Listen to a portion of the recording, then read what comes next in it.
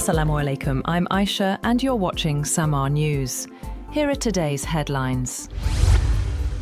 US President Donald Trump has suggested that the ongoing US military campaign against Iran could wrap up in as little as 2 to 3 weeks. Speaking to reporters, he claimed that key objectives, including limiting Iran's nuclear capabilities, have been achieved. Trump stated that US airstrikes against Iran, conducted in coordination with Israel, have largely accomplished their mission, adding that US forces now dominate Iranian skies. The president also claimed that senior Iranian political and military leaders have been removed. US Secretary of State Marco Rubio echoed a cautiously optimistic tone, confirming that the US is exchanging messages with Iran. He told Fox News host Sean Hannity that there are talks going on and the finish line is in sight. President Donald Trump has urged countries that stayed out of strikes on Iran to secure their own oil supplies, even calling on them to take control in the Strait of Hormuz. In remarks targeting allies, he singled out the United Kingdom and France for not supporting US actions as the conflict disrupts global energy flows. Trump also pushed American oil exports as an alternative, warning that countries may need to act independently as tensions continue to rise.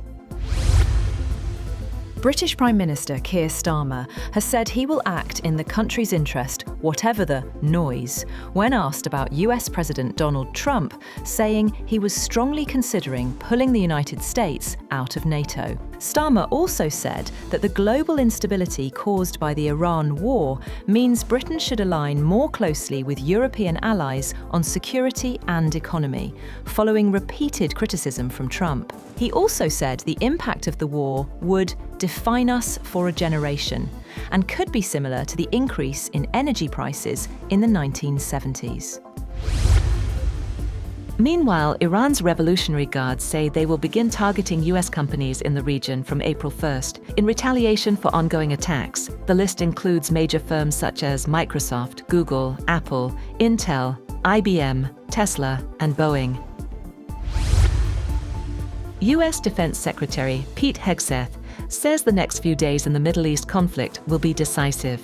Speaking at a briefing, he claimed US and Israeli strikes have weakened Iran's military, triggering desertions and shortages of key personnel. Hegseth said Washington now holds the advantage, adding that Tehran has limited military options as the conflict enters a critical phase. He also said that Washington is closely tracking support from China and Russia to Iran and is prepared to confront it where needed. He did not detail the actions, but said the US is actively mitigating and responding to any such involvement.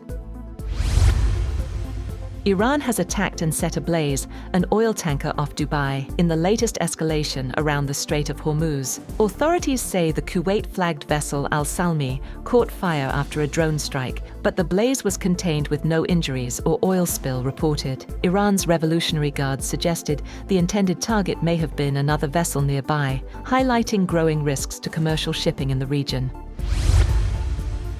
Pakistan's Foreign Minister Ishaq Dar and his Chinese counterpart Wang Yi have called for an immediate ceasefire in the Gulf and wider Middle East, urging swift peace talks. In a joint initiative, both sides stressed the need to ensure safe passage for ships and crews in the Strait of Hormuz. The appeal comes as part of a 5-point plan aimed at restoring stability amid growing international efforts to contain the conflict.